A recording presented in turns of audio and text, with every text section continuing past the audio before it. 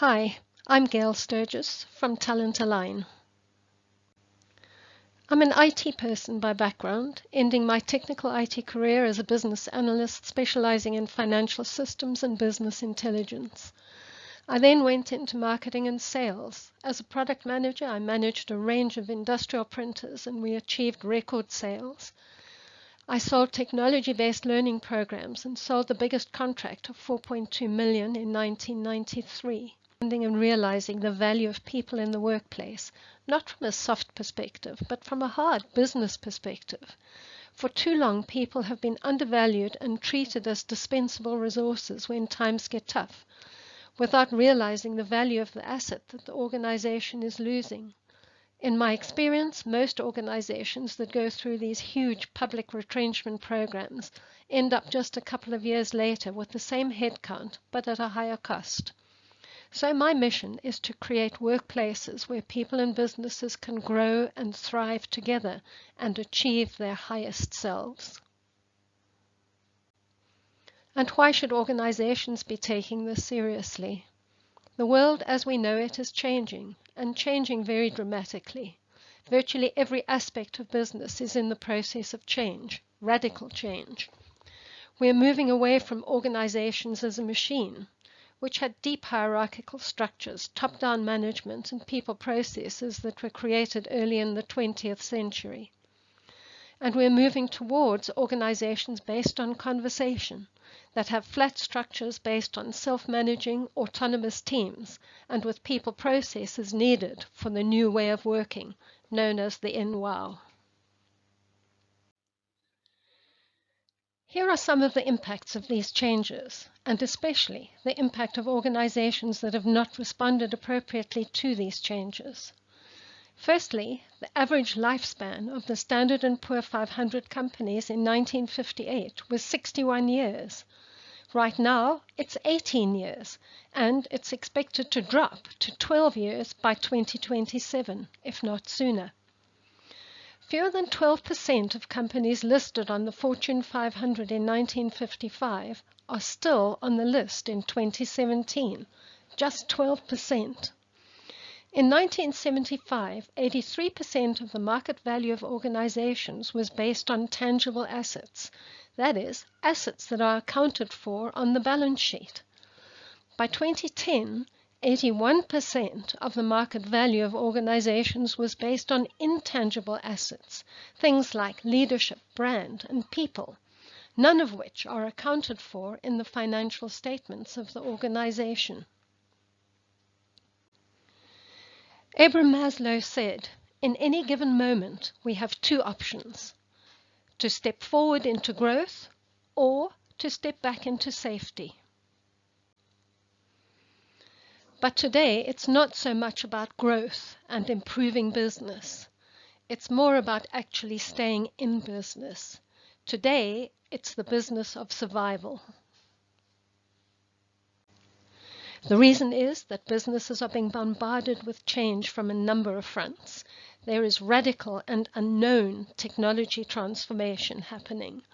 There's business transformation with the advent of small startups that become, in a very short space of time, major competition to larger organizations and threatening their future existence. And there's people transformation. For the first time ever, there are more job vacancies globally than there are people to fill them. And for the first time ever, we have 5 generations working together in the workplace. Sitting front and center of all this change is HR transformation. It is HR that takes responsibility for culture, values, people processes, and organization capabilities, the business critical elements of business today. Yet, they are still trying to do this with processes that are close to 100 years old. The silver bullet of management today is employee engagement, but we are using this so wrongly today. As Gallup described it when they invented it in the late 1990s, employee engagement is not a happiness survey. Employee engagement is about how well the organization's leaders are engaging their people's commitment to the success of the organization. It's about quality of leadership. According to the latest Gallup research, 51% of employees are looking for other work. Engaged employees are 17% more productive than not engaged employees, and better engagement leads to a 41% reduction in absenteeism. These are hard business results. How does this then translate into money, the language of the C-suite? If we take, for an example, an employee earning $450,000 a year or $37,500 a month, the total cost of replacing that employee should they leave is $670,000 or 149% of cost to company. I have the model. I can prove these figures to you if you're interested. If an employee is just 15% less productive in a month, it costs the organization $21,500 or 58% of the month cost of the employee.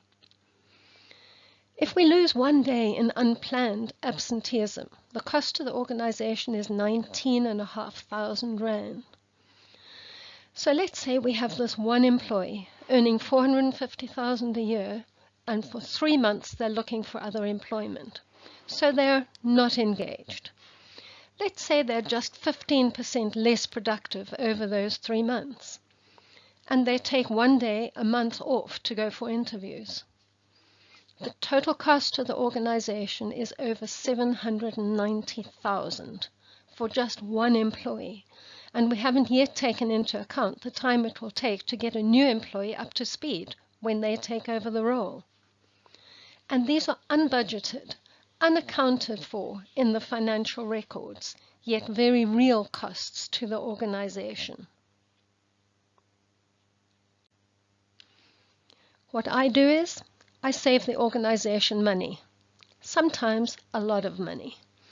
And I do this by training, coaching, and facilitating HR and people transformation in businesses.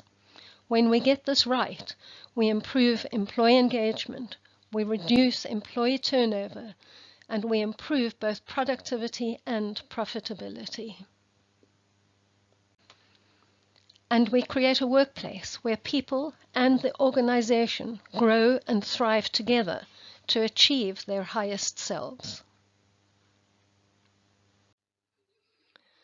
To find out how I can help you and your organization through your HR and people transformation journey and save you a lot of money over the longer term, you can find me at the following locations: on my cell, by email, through the website, on LinkedIn, or on Facebook. I really look forward to talking with you.